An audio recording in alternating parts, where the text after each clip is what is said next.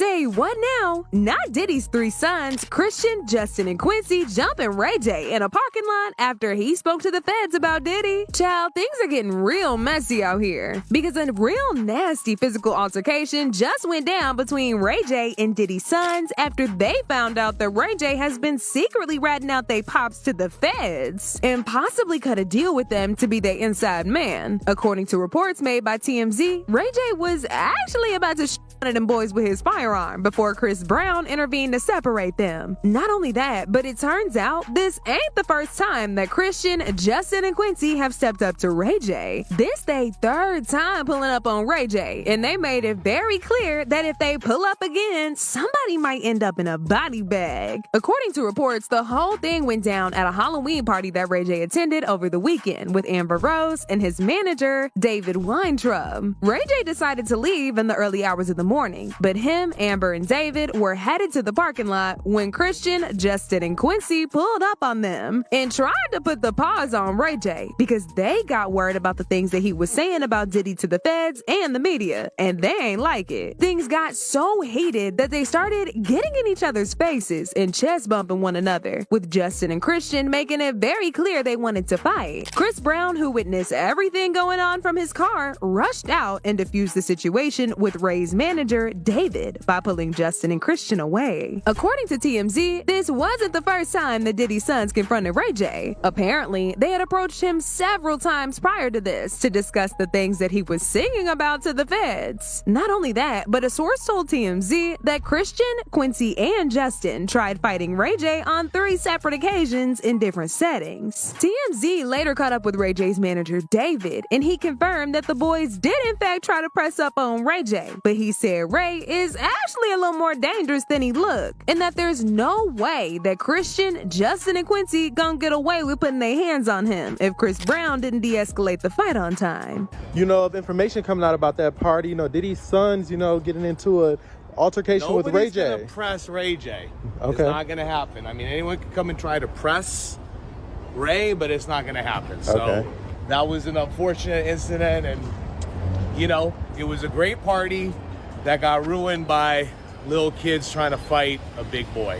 Okay. And sometimes you just can't have that happen. So I know that you broke up the fight with Diddy's kids and Ray J with Chris Brown. Can you tell me about that? I mean, it just was unnecessary. Like, everybody's all family, one way or another, no matter what people are dealing with in the world. Even though the Combs family's dealing with what they're dealing with, Ray deals with his life, Chris deals with his life. There's no reason for everybody to be fighting. And I mean, listen, Ray is just not a guy that you're going to go impress like that. And especially if you're at like one of our events, it's not going to happen. Okay. So luckily, it didn't escalate any further and everything is all good. Okay, so really quickly before you go, I do want to ask you, what was being said, from both sides? What were Diddy's kids saying to Ray J? What was the argument? I mean, Diddy's kids they were upset that Ray was, doing what Ray does. Ray is a television personality. He's made 2,000 hours of television. Every week he's in interviews.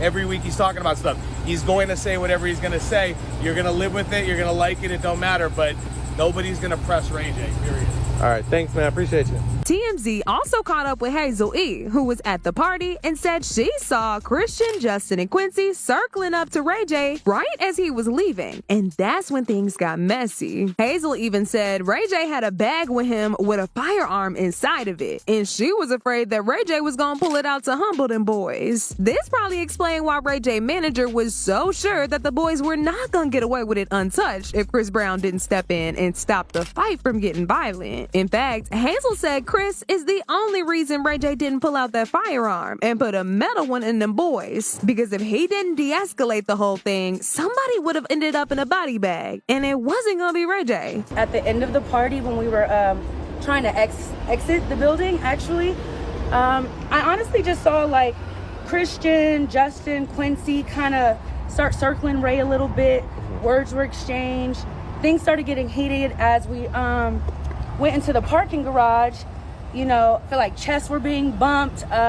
Ray had a backpack, and from the last situation we were outside with the zoo stuff, he went around and tried to go grab his backpack, and he had this satchel on. So I'm like, does he have a blower in there? Like, I don't want it to really like get to this level. So out of nowhere, Chris Brown hops out the car like a freaking leprechaun out of the magically delicious sky. And like, honestly, he started breaking it up. I tried to talk to Quincy, Christian, get their stance on it and let them know that this wasn't the time and the place.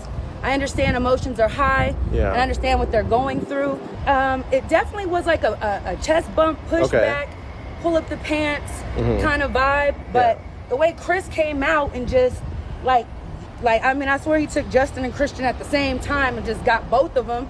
I grabbed Quincy. The other security start, you know, his manager, David, their security, they grabbed Ray. So it was like, before actually like things all the way ensued, you know, we had a couple angels by our side. So do you think that had Chris Brown not been there, that the situation could have gotten, you know, worse or gone? Absolutely. You were worried about, you know, being fired.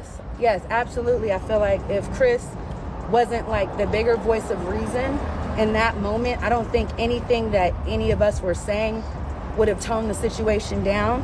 So honestly, yeah, Chris really did help the situation. I don't know when Chris became the big homie. You know what I'm saying? Well, after, we're just trying to get Ray calmed down, because at this point he feels like he got pressed by the Combs kids. And he's like, you know, a grown man, OG from LA. He feels like they in his city, you know what I'm saying? So his emotions were definitely high, running rampant.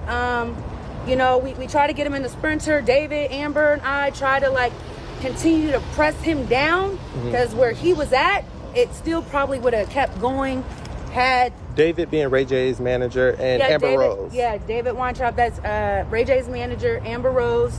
We try to grab him in our sprinter, you know, and try to get him up out of there, because, you know, where he was going in his mind, it wasn't gonna like be a good night. So have you talked to Ray J since? How's Ray J feeling about the situation now? Are you able to speak on it? Yeah, I definitely talked to him, and he definitely feels like, you know, they was out of pocket, and you know, things gotta be addressed. Now, even though Chris saved them boys from getting popped by Ray J, it don't look like he's over the whole thing yet. Because right after this, Ray J jumped on an interview with Wack 100 and made it very clear that it's up the next time he see them. In fact, Wack also made some against the boys, saying that he would help Ray J gather some goons to shake Christian, Justin, and Quincy up the 1995 way. How many of them was it? 2, 3, what? I don't know, like 8. Oh, so it was them at 8, and they tried to rush you for real. Yeah, but don't put this up, blood. Nah, it's going out. Nah, blood. It's just going out, dog. Like, fuck them niggas. So my question to you is, can I put the other stuff out that we've been knowing about? Nah, they too young, like that. Like I moved away from it, like. Huh? I tried to talk some sense into like what happened, but I just, you know what I'm saying, luckily the homie Chris is there. What? Wait, what Chris? Chris Brown, bro. But well, Wack, don't put this up online. Bro. Nah, it's this. Oh, them niggas. Nah, but still, don't. It's going up. It's already online. It's online that the niggas tried to rush you, and you ain't told me shit. It's everywhere. It's everywhere. That's it. Tried to rush you. They ain't say they put their hands on you. I just said the little homie gonna squabble up. I thought it was just one. Now you telling me them and 8 niggas. So it's on. Yeah, but it don't need to be like that. Nah, that's what it's gonna be. That's what it's gonna be. All right, so I'm gonna call you when I get back tomorrow. I'm gonna pull up on you. All right. They tried to get the little homie. Yeah, but Wack, they hot as fire grease right now. Leave them alone. Man, I don't give hot they is. They hot. They hot. They hot. When we run into you, act like it's 1995.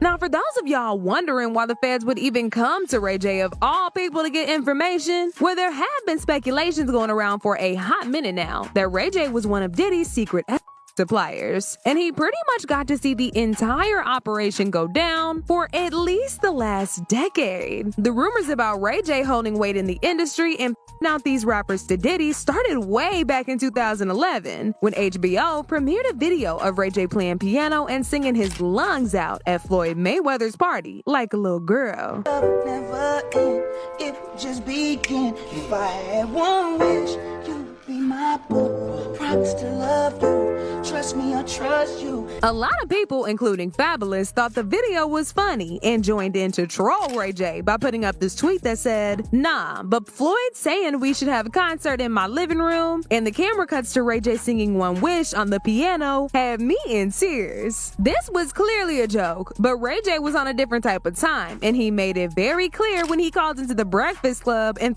jump Fab if he didn't stop clowning him. As if that wasn't bad enough, Ray J also blatantly said he would make one of the industry men he hangs around, aka Diddy, S.A. Fabulous, and emasculate him next time he sees him. When you want to disrespect me and the money team, and we got 7 Rolls Royces outside and we just made 350 racks on the...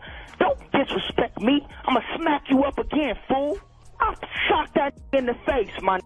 So you punch Fab in the face? One time. Hey, all I'm saying is if you got Fab number, tell that send a picture of his face right now. I swear to God, he running from me right now. I had 100 fools outside of Moon right now. He never left the club. He was scared up in there. He tried to call the police. So when you hit him, what did he do, Ray? Nothing. He fell back because he's a sucker. Smack the out that. You can't smack him over the phone, Ray. On the phone, that light, and they gonna that bend that over and stick it in that.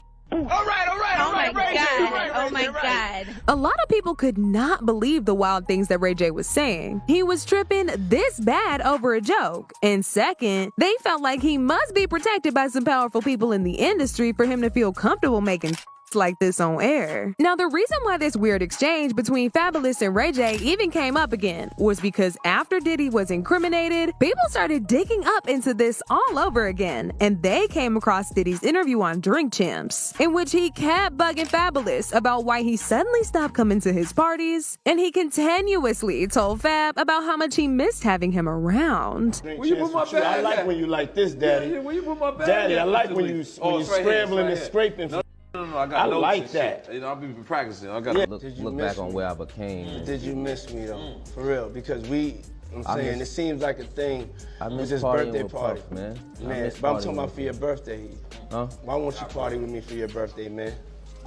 We partied for my birthday before. You came to my party. No, but me and you ain't never really party, you know what I'm saying? The conversation got pretty awkward from here, and Nori decided to step in and change the topic. But then Diddy started talking about the party they had in Vegas and how Ray J flew down there to spend time with him. Now, you and I both know real well that Diddy loves bending these men over, and Vegas is one of his favorite places to do it. Not only that, but people speculated that Ray J was Fab's handler, and that's why he felt so comfortable Fabulous with S.A. because he knows that behind the scenes, he controls him. The rumors got even worse when Fabulous jumped on his IG story and exposed Ray J for allegedly pressuring him into going to one of Diddy's freak-off parties. He said, "You ever got peer pressured into going to the after parties? You really want to go home or back to your room, but you don't want to be the turn down to the turn up. I told Diddy I was going to the bathroom and slide once. It was 7 a.m. But it gets even worse, y'all, because people did some more digging and they found out that Fabulous wasn't the only rapper that Ray J was allegedly trying to serve as Diddy to for freak-offs. Apparently, Ray J was the one who connected YK Osiris to be Diddy's little twin. These rumors started after Diddy and YK were seen vacationing together in Jamaica. YK fueled these rumors when he posted a shirtless photo of Diddy in the pool on his IG stories. He later posted a photo of him getting a massage while laying down naked with the caption,